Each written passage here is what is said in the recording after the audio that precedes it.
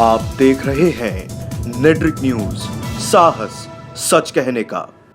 नमस्कार, मैं हूं कुमार साहिल और आप देख रहे हैं नेट्रिक न्यूज। राजस्थान के विधानसभा चुनाव में महज कुछ महीने बाकी रह गए हैं। ऐसे में सीएम राजे तरह तरह की जुगत लगा रही हैं, जिससे कि सरकार में उनकी वापसी सुनिश्चित हो जाए, और साथ ही ऐसे प्रयोग भी कर रही हैं कि सुनकर आपका दिमाग बनना जाएगा। आपको बता दें कि राजस्थान और सीमावर्ती प्रदेशों में सवाई मानसिंह अस्पताल जयपुर का एकमात्र ऐसा अस्पताल है जहां रोगियों की संख्या अधिक ही नहीं बल्कि बहुत अधिक होती है। और आप में से कोई भी जयपुर अस्पताल कभी जाए तो पता चलेगा कि आम जनता, गरीब जनता किस तरह से जानवरों की तरह इलाज कराने को मजबूर है। और उसी प्रदेश की महारानी Vasundhara Raje Scindia cancer, blood pressure और डिप्रेशन जैसी असाध्य बीमारियों के लिए जनता की गाढ़ी कमाई के पैसे से 22 करोड़ रुपए की लागत से राजस्थान मंत्र प्रतिष्ठान की स्थापना की है, और इसका गवाह बने केंद्रीय मंत्री प्रकाश जावड़ेकर। अब आप कहेंगे कि क्या सचमुच राजस्थान की निरीह जनता से खेलने की तैयारी हो रही है, या फिर उनकी जान की कीमत पर अपने पार्टी या विचारों को स्थापित किया जा रहा है। और इसका हक आखिर उन्हें किससे मिला कि किसी गरीब जनता की जान के साथ ये खिलवाड़ किया जाए?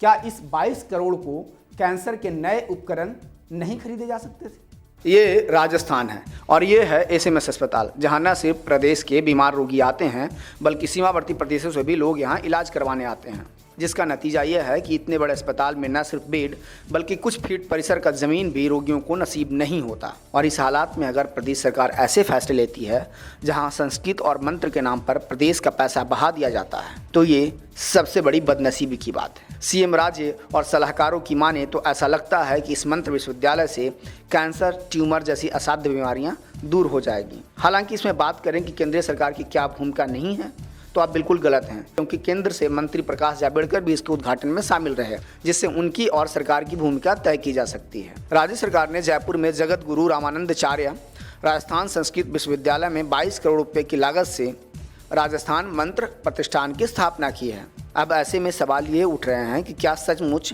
मंत्रों से कैंसर और ट्यूमर जैसी असाध्य बीमारियां नियंत्रण में आ जाएगी, या फिर मुख्यमंत्री एक तरह से प्रदेश के राजा की भूमिका में है और वो जो चाहे इस लोकतंत्र में लोकतांत्रिक तरीके से राजशाही का पालन करवा सकता है, जैसे यहाँ हो रहा है।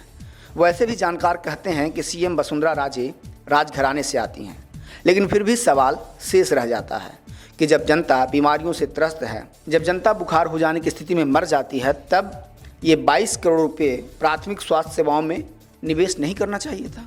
तो सुना आपने, हिंदुस्तान दुनिया के तमाम देशों के साथ विकास की नई इबारत लिखने की कोशिश कर रहा है। हालांकि वो गति बहुत ही कम है, लेकिन क्या बदलते दौर में, बदलते परिवेश में जब बीमारियां नए तरीके से इंसान के ऊपर अटैक कर रही है, तब क्या संस्कृत के उपदेशों और मंत्रों से लोगों का इलाज हो जाएगा? और अगर ये तर्क सही है तो पहले हैजा प्लेग से जब लाखों जिंदगियां काल के गाल में समा चुकी होती थी, गांव के गांव वीरान हो चुके होते थे, तब क्यों नहीं संस्कृत के मंत्रों से इलाज करवाया जाता था? क्योंकि ऐसी मान्यता है कि संस्कृत पुराना है, तो पुराने रोगों का इलाज पुराने दिनों में क्यों नहीं किया जाता था? ऐसे में लोग ये सवाल उठा रहे हैं कि सत्ता के मद में चूर राजा अपने मन और मठाधीशों को खुश करने के लिए जनता के पैसों से कैसे खेल सकता है? शायद ये सवाल आने वाले चुनावों में प्रगतिशील समाज और लोग पूछेंगे। तब सीएम को जवाब देने के लिए संस्कृत आचार्यों को बुलवाना पड़ेगा।